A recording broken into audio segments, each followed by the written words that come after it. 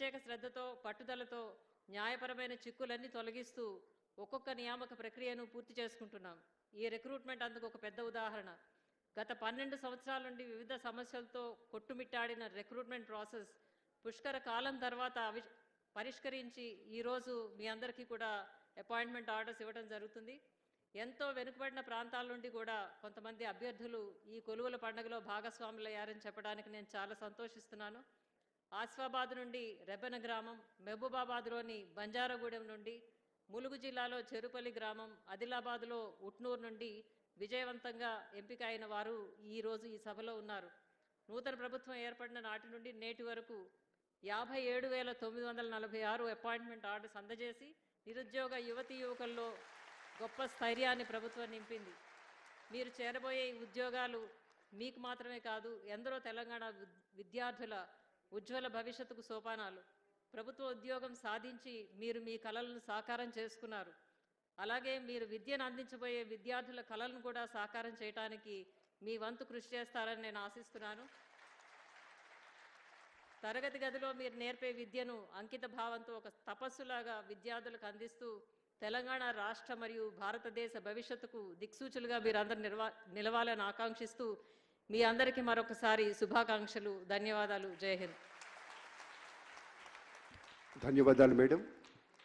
సామాజిక చైతన్యం నిలువుగా ఆవాహనం చేసుకుని ఆత్మవిశ్వాసం పెట్టుబడిగా పెట్టి అమాత్య శిఖరులుగా తమ యొక్క విశేషమైనటువంటి కర్తవ్య బాధ్యతలు నిర్వహిస్తున్న గౌరవనీయ మంత్రివర్యులు శ్రీ పొన్నం ప్రభాకర్ సార్ని మాట్లాడవలసిందిగా వినమ్రపూర్వకంగా వేడుకుంటున్నాం.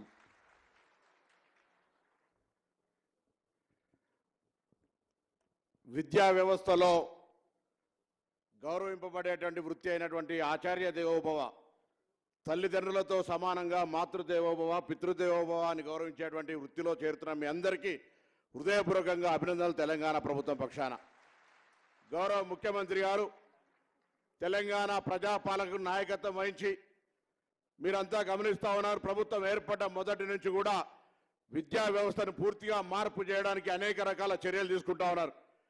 గత 10 సంవత్సరాలుగా నేను ఒక విద్యార్థి సంఘ నాయకుడిగా ఈరోజు మీ ముందు మాట్లాడుతూ 10 సంవత్సరాలుగా విద్యా వ్యవస్థ నిర్లక్ష్యానికి గురై నూతన నియామకాలు లేక కనీసం వైస్ ఛాన్సలర్ నియమించినటువంటి పరిస్థితి నుంచి అనేక సమస్యల నుంచి అధిగమించిన తర్వాత మీ అందరి ఆశీర్వచనంతో ఏర్పడ్డ ఈ ప్రభుత్వం మొదటగా మీలో ఉన్నటువంటి కొత్త పాత ఉన్నటువంటి అధ్యాపక వర్గానికి సంబంధించి అసహనాన్ని తొలగించాలని ప్రమోషన్లు, వారికి సంబంధించినటువంటి ట్రాన్స్ఫర్లు ఇచ్చి కొత్త నియామకాలు చేపట్టి ఈరోజు విద్యా వ్యవస్థలో ప్రాథమిక స్థాయి నుంచి మార్పు తెచ్చే ప్రయత్నం జరిగింది.